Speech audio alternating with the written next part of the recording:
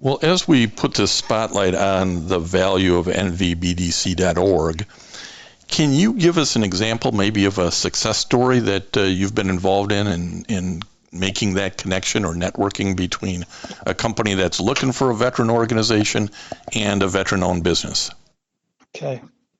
A couple of years ago, the one I remember specifically is that I was doing a site assessment for a company that worked for a well-known bank. I won't tell you the company name or the bank, but they told this man, this veteran, Vietnam-era veteran, that to continue doing business with them, he had to become NVBD certified.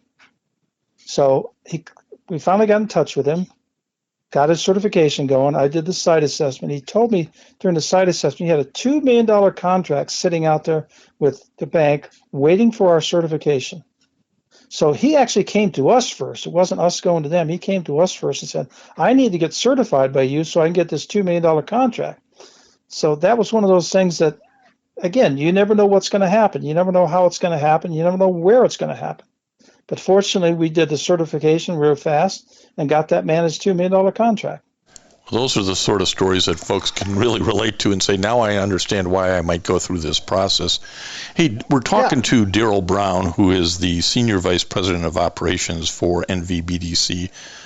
Darrol, if people want more information about the organization or the certification process, where would you direct them? I would direct them to our website, nvbdc.org, or call our toll-free number, 888-CERTIFIED. That's where you can get all the basic information real fast. And then someone will contact you.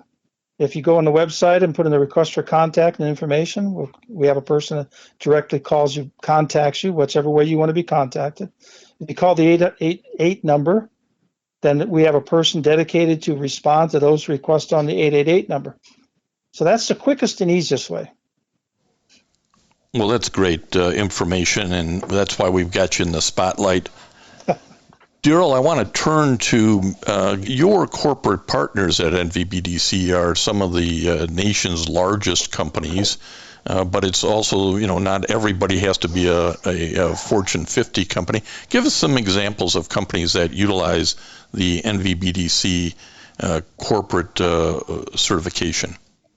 Well, we just became a corporate member of a company called Swinnerton out of the South Bay Area in California. They've been in business for 150 some years in California, dating back to the 1870s, I think it is. So they're a veteran-owned company, and they do their due diligence to find and contract with veteran-owned companies. We've been working with them for about 2 or 3 years now to convince them that we'd be a valuable partner with them in their search and certification of veteran-owned companies. So they eventually just came on board. Now, they're a good-sized company. They're not a Fortune 50 company or even a Fortune 500 company, but they're very strong. They're very well known in the Bay Area, and they are anxious and just eager to work with us to identify veteran-owned businesses, not only in California, but throughout the country that can provide products and services to them. Well, and that's one of the things that not only once you certify a company, NVBDC really is sort of a clearinghouse for opportunities, isn't it? Absolutely. We get information all the time. We get requests all the time from companies wanting to particularly contract with veteran-owned companies. A few years ago, AT&T sent out a request for landscapers. Now, who would have ever thought that AT&T needed landscapers? Right. But they have buildings around the country, and somebody needs to take care of the grass and the flowers and the shrubs. So they wanted us to look for anyone we had certified or is a veteran-owned company that would do landscaping for their buildings. Well, I think we found 1 or 2 that actually contract with AT&T for. But again, that's one of those things that you never know is going to come out of the emails you get.